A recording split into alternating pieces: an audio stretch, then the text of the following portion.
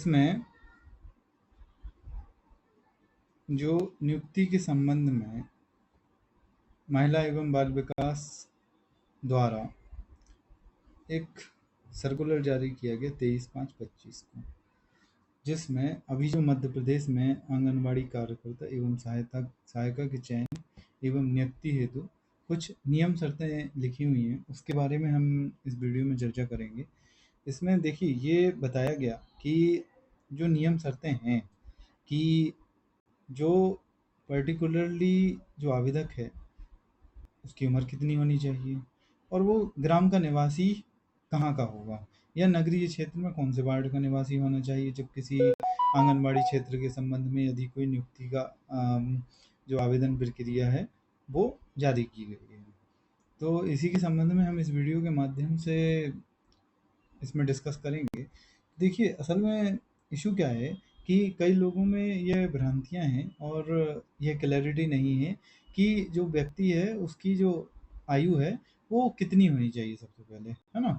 और साथ ही जो पर्टिकुलरली डिग्री के बारे में है या फिर वह निवास है तो उसका निवास किस क्षेत्र में है, इसमें कई लोगों के मन में ये सवाल आ रहा है बार बार और उन्हें क्लियर नहीं हो पा रहा कि स्थायी निवास जो है वो स्थानीय निवास जो है आंगनबाड़ी कार्यकर्ता के संबंध में कहाँ का देखा जाएगा और किस तरीके से हम इसकी यह जानकारी प्राप्त कर सकते हैं।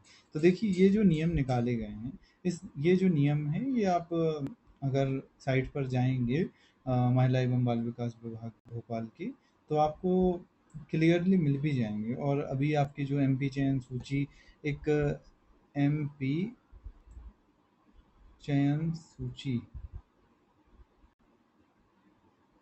के संबंध में अगर डाउनलोड करेंगे तो एमपी चयन सूची अगर डाउनलोड करेंगे तो भी आपको मिल जाएगा कि उसी में आपके रूल्स डले हुए हैं, रूल 1 एंड रूल 2। तो वहाँ पर आपको पूरे नियम पता चल जाएंगे कि कौन कौन से नियम आपको किस तरीके से मिल सकते हैं और जिसके माध्यम से आप को सारी जानकारी पता चल जाएगी, सारे रूल्स पता चल जाएंगे कि जो आंगनबाड़ी नियुक्तियाँ हैं उसमें कौन से रूल्स जो हैं वो अप्लाई होंगे। तो देखिए सबसे पहले जो हमें इसमें डिस्कस करना है कि सबसे पहले इसमें आयु कितनी होनी चाहिए जो व्यक्ति अप्लाई कर रहा है। तो उसकी जो आयु है वो 18 वर्ष से कम नहीं होनी चाहिए और 35 वर्ष से अधिक नहीं होनी चाहिए।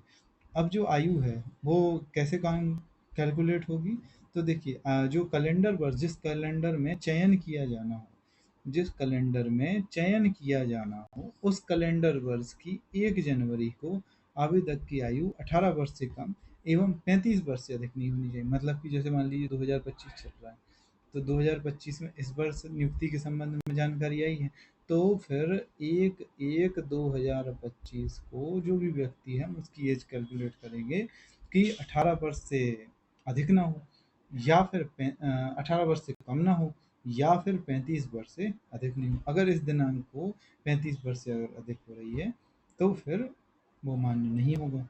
ठीक है। अब साथ ही इसमें 2 चीज़ें हमें डिस्कस करनी थी, एक था आयु और दूसरा था मूल निवास। मूल निवास के संबंध में भी हमें यही इसमें डिस्कस करना है, जैसे कि मूल निवास जो है वो हम कैसे किसी व्यक्ति का तय करेंगे। जैसे मान लीजिए कि यदि मूल निवास जो है उसमें जो आवेदिका है वो ग्रामीण क्षेत्र में संबंधित ग्राम या फिर नगरीय क्षेत्र में संबंधित वार्ड की स्थायी निवासी होनी चाहिए। जैसे कैसे देखेंगे हम कि जो स्थायी निवास है एक जैसे मान लीजिए आपका एक निवास प्रमाण पत्र जो हुआ होगा वो जारी किया गया होगा मध्य प्रदेश गवर्नमेंट द्वारा। तो मध्य प्रदेश गवर्नमेंट द्वारा जो आपको एक जो आपका निवास प्रमाण पत्र है जो जारी किया गया है उसके संबंध में जब आपको एक स्थायी निवास बताना है तो वो है आप स्थायी निवास कैसे तय करेंगे। स्थायी निवास के लिए देखिए बहुत क्लियर है, अगर आप सिंपल शब्दों में समझना चाहें तो हर गांव में एक राजस्व ग्राम होते हैं या फिर ग्राम पंचायत लेवल पर जैसे एक पंचायत स्तर होता है। तो जैसे ही एक ग्राम पंचायत का जो लेवल है ग्राम पंचायत लेवल में आपको ये देखना पड़ेगा कि जो एक ग्राम पंचायत है उसमें कितने ग्राम आते हैं। जैसे मान लीजिए एक ग्राम पंचायत, उसमें 3 ग्राम आते हैं। एक ग्राम में मान लीजिए एक आंगनबाड़ी केंद्र है, इस जो दूसरा राजस्व ग्राम है, या तीसरा राजस्व ग्राम है, इसमें भी एक आंगनबाड़ी केंद्र, इसमें भी एक आंगनबाड़ी केंद्र है। अब मान लीजिए इसके लिए नियुक्ति निकली हुई है, ठीक। तो यदि दूसरे ग्राम के व्यक्ति ने या फिर तीसरे ग्राम के व्यक्ति ने पहले नंबर वाले आंगनबाड़ी केंद्र में अप्लाई कर दिया, तो वह पात्र नहीं होगा, उसकी पात्रता ही नहीं होगी। या फिर मान लीजिए जो एक ग्राम है और उसमें कोई 2 आंगनबाड़ी केंद्र काम कर रहे हैं, तो फिर उस ग्राम में रहने वाला कोई भी व्यक्ति अप्लाई कर सकता है। लेकिन कोई दूसरे अन्य ग्राम का व्यक्ति, जो कि हो सकता है एक ही ग्राम पंचायत में आते हों, वो अप्लाई आंगनबाड़ी कार्यकर्ता के संबंध में नहीं कर सकता है, ठीक। यही मैं स्पष्ट रूप से करना चाहता हूँ। कोई दूसरा अन्य ग्राम का व्यक्ति है, मान लीजिए कोई, ये जो व्यक्ति है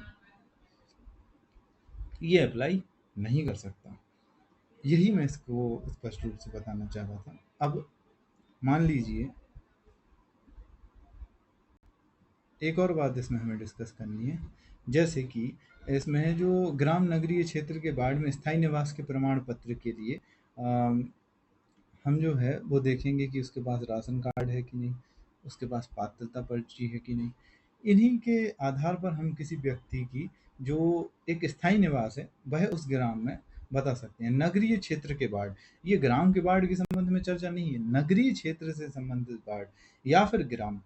इसको और स्पष्ट रूप से अगर आपको देखना है, तो सबसे पहले मैं इसी पे क्लियर करना चाहता हूँ कि अब जैसे मान लीजिए एक शहर है, एक शहर में तो कई सारे वार्ड हो सकते हैं, 1 वार्ड, 2 वार्ड, 3 वार्ड, 4 वार्ड, तो ऐसे कई अन्य वार्ड हैं। तो हर वार्ड में मान लीजिए अलग-अलग जो आंगनबाड़ी कार्यकर्ता के संबंध में नियुक्तियाँ निकली हुई हैं। तो कोई 1 नंबर वार्ड वाला है, दूसरा है, तीसरा है, चौथा है। तो दूसरे वार्ड वाले जो निवासी हैं, क्या वह पहले जो आंगनबाड़ी केंद्र है पहले नंबर वार्ड में, वह अप्लाई कर सकते हैं? जी नहीं, बिल्कुल नहीं कर सकते।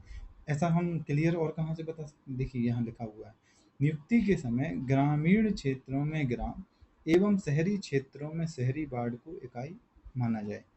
ये क्लियर लिखा हुआ है, मतलब कि ग्राम के वार्ड नहीं देखे जाएंगे, एक ग्राम जो होगा वो संपूर्ण ग्राम देखा जाएगा, और शहरी क्षेत्र के संबंध में एक हम शहरी वार्ड को ही इकाई मानेंगे, ठीक। अब और अगर क्लैरिटी की हमें जाना है, तो उसमें हम ये देखेंगे कि जो स्थायी निवास है किसी व्यक्ति का, उसके लिए हमें देखना पड़ेगा कि उसकी एक राशन कार्ड हो, या पात्रता पर्ची हो, या संबंधित ग्राम या नगरीय क्षेत्र के अद्यतन मतदाता सूची में उसका नाम होना चाहिए। किसका? महिला का। या अद्यतन बीपीएल सूची में महिला का नाम दर्ज होना चाहिए।